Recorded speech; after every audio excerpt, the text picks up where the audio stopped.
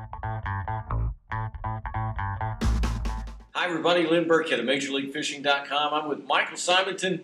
He is a Major League Fishing angler in the Selects, the brand new Selects, and he's played the game this week and looking forward to more. I think he's had a pretty good time. And one of the ways you like to have a pretty good time on the water is using the frog, the soft, hollow frog that has the two hooks coming out the back end. That's my favorite way in the entire world of bass fishing to catch a fish. There is nothing like dragging one of those frogs through vegetation and having a big old rascal come boiling up, blow it up, and get hooked. Oh, it's the best stress test in the world, isn't it?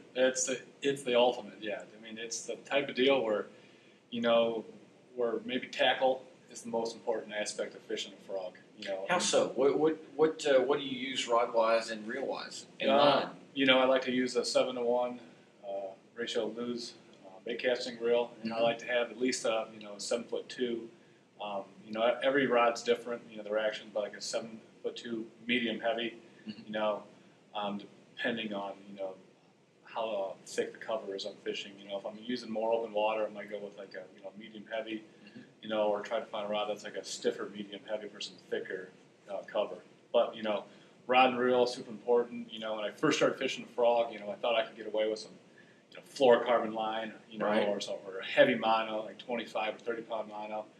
And it was so frustrating. You have got to fish braided line, 65 pound test braided line, or it's not worth doing. I've had the same experience. It's not to say you can't occasionally get away with maybe mono or that kind of thing, because I caught a few fish on mono before I knew better.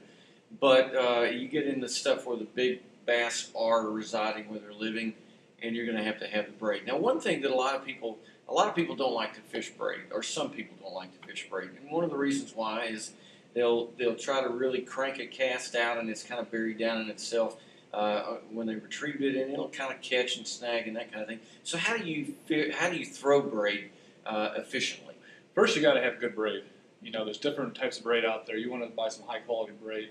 On the back of the package, the lower quality braids are going to be built out of 5 carriers, so there's going to be 5 strands woven together. And what happens with that is it tends to flatten out. Okay, when it flattens out, that's going to dig into your reel spool.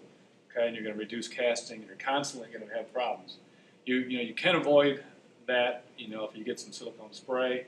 The Van Dam Lure Magic, or the Blake Moore's Real Magic, it helps silicone your line, stop it from digging in there. But if you spend a little bit extra money, and you go with some braid that's got 8 carrier, okay, that's 3 extra strands being woven together. It's going to help that braid stay round, and that's the key. That's the key. You want to spend, and the thing is, you might as well spend. It's only like an extra $10 for a spool of it, and you don't have to.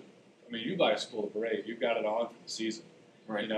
And it starts to fade or whatever, you just get a marker and you can, take a 3-foot section and just take a black marker and color it black. And I've watched Kevin do that on a lot of occasions, and it's a great tip for fishing a lot of different lines, but braid especially as it starts to fade, like you were talking about. Let's talk about knots on braid, because again, that's something that some people aren't very comfortable with. Which knot do you like to tie your frog on with at the end of the braid? Yeah, knots have become a real little side conversation in angling here the last couple of years. There's so many new knots coming out. Everybody's bashing the polymer knot, right? Saying it's not as strong. There's so many new ones. Everybody's tying a new knot. I'm still sticking with the polymer knot. People tie a double polymer knot with the frog to stop it, stop the braid from slipping. I've never lost a fish from just doing a single polymer slipping. Well, what I do is that I just do a 1/2 inch over. So I tie my polymer and I just do one little 1/2 inch and pull it down tight, and I've never had it slip through. Now, the frog itself, you can go to Bass Pro Shops and you can get a little overwhelmed because there's a number of different companies out there that make frogs. They're all basically the same. The hollow-bellied frogs are. They have a couple of hooks coming out the back end, and that's where a lot of people start with some modification. They like to take a pair of pliers and they like to kind of open the hook gap up just a little bit from where it sits flush with the bait. Do you do that? I'll do it. I start off with the frog straight out of the package. I don't trim the legs or anything. Don't tweak the hooks or anything. As soon as I see it, I first start out there, because I want a bigger profile. And I want those legs to really spread out when I stop it. Okay. If I'm starting to get short strikes, I'm first gonna like maybe change colors, whatever. If the fish are, the bass are pulling down the frog, they're not getting it, I'm gonna start trimming the legs so there's less available for the fish to grab.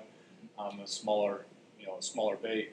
And I start doing things like that, and I'll open up the hooks a tad. You got to be real careful about that. You don't want to weaken the hooks and have too much of an angle for that to grab onto the pad stems because it can totally ruin your fun. It can. Do you do little things like some guys put a rattle inside the frog? I know Lake Fork Tackle has come out with really a trailer hook for the back end of the frogs. It kind of slips over the two hooks and has a hook that's upturned that stays out of the cover. I just got those this last year, and I haven't tried them yet. Usually I really try to key on trying, varying my retrieve speeds, whether, how wide I'm walking the bait, and colors before I really try modifying the bait at all. There's so many times that we can, the speed and the color is the biggest thing, I think. But, and you can add, like if I'm fishing some real heavy, like matted cheese looking grass, where it's really, the sun's eating it up, the grass, and it's turning that yellow, I'll add some rattles in there, or even small little split shot sinkers in there, and that's not really so much for noise as I want that frog to push down on that mat a little better. So when I'm pulling that frog across, if it's fairly light, like it is out of the package, the fish might not be able to sense as much, but it's got a little bit of extra weight. It's going to push that mat down a little bit more, and it's going to help the fish sense that the frog is up there. Let's talk about the frog that you like to use. Which brand do you like to use? Do you like the traditional frog that a lot of people walk the dog with, or do you like more of the popping style frog? Excuse me. If it's windy, there's a little bit of chop in the water, I always go with the popping frog. But I'd say, I don't like to fish a frog when it's too windy because I like to have when I fish a frog, I want my rod tip and the line that goes down on the frog in a straight line back. Like I don't like to have a looping line in my frog, so I've lost contact with that frog. Like I like to have direct contact with my frog. So when it's windy, if I'm fishing the frog and I really think it's necessary, like I'll go with the popping. But I like to try the the standard hollow belly. What about colors? I've heard some anglers have told me it's real simple. You need a dark color like black. You need a light color like white, and then maybe a green one kind of in between. And then I've also, seen guys that have frog boxes that have got 32 different colors in it. I've kind of found one frog, the KVD leopard frog by Strike King, that I really like. That color really seems to work well in the waters that I fish. What about you? What colors do you like? Yeah, you can get trapped into the color game in fishing. This is a business, and there's, colors I like might not be for somebody else, but there is a ton of colors out there, and sometimes it almost becomes, to spend so much on it, it really becomes unnecessary. Just like the guys you talked to before, in the springtime, late spring, when the water's in the 67, 68, they're off their beds, and sometimes I like to sit up underneath some real small mats, and recuperate from the spawn. I like to go with like a brown frog. It's got a little bit of red, like a brownish orange on the belly. But I'd say probably 85% of the time I'm throwing a black one. To give the silhouette. Yeah, if you think of the frog, the tops of the frogs that come out of the package, they look so nice, but I'm not so sure the fish can see those on the tops of a frog. It just seems like that's a great color, anywhere in the country, but you gotta be careful, like regionally, there's hot colors. Over on the Mississippi River, white is really good, and you just gotta black's my favorite, so I like to throw in most parts of the country, but, white is a really good color on the Mississippi River, and you can't, forget about that. No, you can't, and that's a very good point, that there are regional hot, not just colors, but hot brands. Sometimes I've noticed that one particular style of frog seems to excel in certain places. And this is real cool. Like one day I was fishing with a white frog back home on Lake Erie. Water was gin clear. Fish were committing to the bait. Typical. Last second they were shying away. I'd feel them a little bit, but they weren't grabbing the bait. Something wasn't right. I think that white frog out of the package was too bright. It was just too bright and unnatural. So I shaved off the white off the belly of it, and it turned it into more of a bone-looking color, which is more natural, like a real frog's belly, Right. and that just plain bone-looking color. Now I started catching those fish within 15 minutes, the ones that I was totally missing. Well, you mentioned kind of clean open water a moment or two ago, and let's talk about where you want to fish the frog. There's a couple of things that I've noticed as my frog education has kind of gone along, and that is you typically think of lily pads when you think of frogs, or at least I do. And a lot of other places that'll work, including open water. Yep.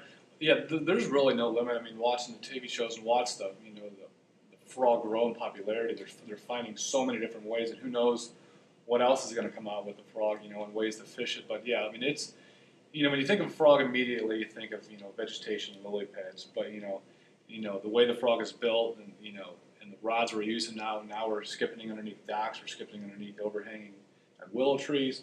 It's becoming such a versatile bait, that any lake you go to now, you have one tied on, whether it's lily pads or not, as you start to get more dialed in, if you're fishing grass or lily pads, the way I like to do it is, first, tendency is you think when you get there, everything looks the same. Right. And you just start fan casting through that area. But if you start looking at where your strikes are coming, you can actually start pinpointing and making direct casts and skipping all the unproductive water. You'll still catch some in the unproductive water, but I feel like I'm wasting time, and I really start, hitting the angles in the small little pockets or the 3 pads here that make a point, and I really start pinpointing where I cast my frog. Like if you were to cast a square-bill crankbait at a laydown, or a square-bill at a laydown, and I'm treating, the way the lily pads and the grass forms like that, and I'm finding the small pockets, and I'm making pinpoint casts of those spots, those high percentage areas. As difficult as it is for some of us weekend warriors to believe there are patterns in something that's as homogeneous as a lily pad field, and it's because what's underneath those pads is different. It is. Than what we're seeing on top. What about the time of the year? That's another thing in my continuing education about frogs that has kind of shifted, because I used to think, well, they're for a particular time of the year when the water's warm and, they're done with the spawn, this, that, and the other. Truth is, you can catch fish on frogs a lot of different times of the year. Yeah, typically my rule of thumb, and you got to really kind of get some intimate detail on, the area that you're fishing. I know where I'm from back home, I've fished there so often, I kind of get of how the frog season is going to, progress throughout the year. Like, after the spawn and the water's in the upper 60s, the 70s, frog bite is just awesome. You catch a lot. You can have 30, 40 fish days, 50 fish days all on a frog, and it's just a mess by the end of the day. You've gone through 2 of them. But then as the water's, summer starts coming in, the grass starts coming up all the way to the surface, and the frog bite seems to die a little bit, and it's not as big of a factor for me anymore. I've always got one tied on. It seems like it's more of a, morning type of deal. Right. When they're out there on the edge of the grass cruising. Then I like to go with with an 1.5 ounce weight, punching a crawl through the grass. And then you can slowly, September's usually a tough month, like the water's stagnant, it's tough, and fishing in general is really tough in a lot of parts of the country.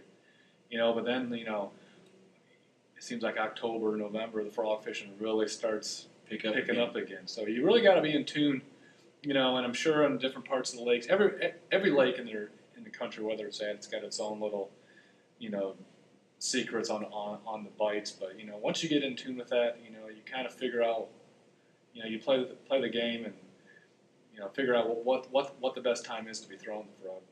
Let's talk about one last thing, and this is maybe the most befuddling thing of all to a lot of guys that try the frog. It is all but impossible sometimes to not have a quick trigger finger when you see that big explosion, and yet a lot of times you've actually got to let the fish almost turn with the bait and get it in their mouth good before you set the hook. So talk to me about setting the hook properly. And all that, setting the hook and feeling the bite, it all comes down to first, the retrieve and the color. Once you get that all dialed in, that all should be much, easier for you. But typically what I like to do, and everybody has their own rule of thumb, is as soon as I know that fish has the bait in their mouth, I know it, I set the hook immediately. Because this is my whole thought process. And I know everybody's heard to hold it, count to 3. And, And I can't do that. I can't count. I can't either. But this is my whole thought process on the deal. Okay, so let's say a fish bites the frog, okay? I count to 4. What happens? That fish isn't going to stay up in the top of the water column. He's going to start taking the fish underneath all the grass or the lily pads. Mm-hmm. So now, 4 seconds later, I have to set the hook. Now I have to take the fish that's down here and pull him all the way up through all that mess, Right. get him on top. And he can get tied up on a pad stem and start shaking his head and pull off. So I like to set the hook on that frog or on that bass immediately and pull him over all the vegetation instead of through it all. I got you. I got you. It works. And it works for Michael Simonton. We've seen it work with Michael and other Major League Fishing anglers, and those are some great tips. We sure appreciate you stopping by and visiting with us today. For more on tips like that, for more on Major League Fishing, for all of the anglers from top to bottom, from coast to coast, be sure you go to MajorLeagueFishing.com.